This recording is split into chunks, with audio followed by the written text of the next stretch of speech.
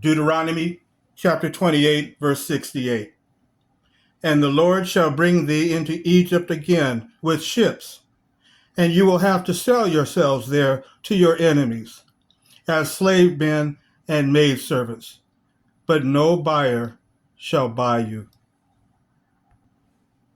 This prophecy was not only fulfilled in 70 AD when the Roman armies destroyed Jerusalem, but also in America during the times of the Gentiles. There were 3 times in American history when the scripture was fulfilled, no buyer shall buy you.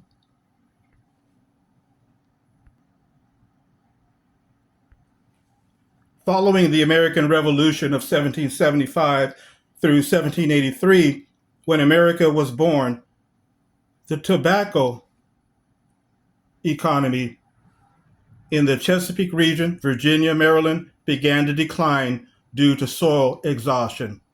During this time, the supply of enslaved people in the Upper South exceeded the local demand, creating a glut and reducing the profitability of slave labor.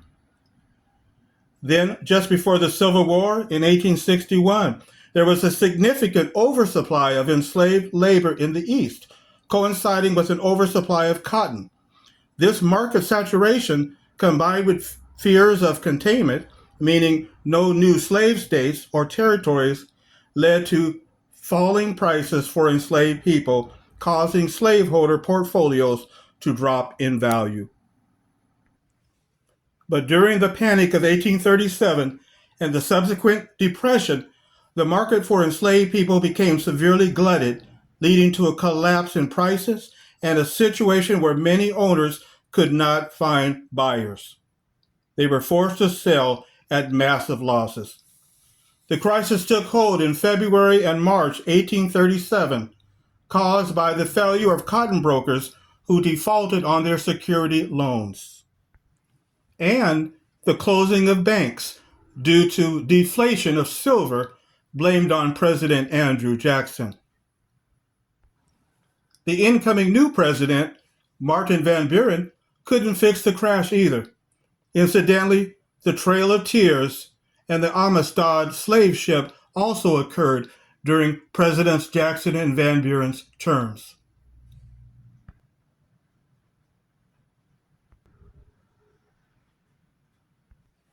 As a result of the crash of 1837, prices plummeted.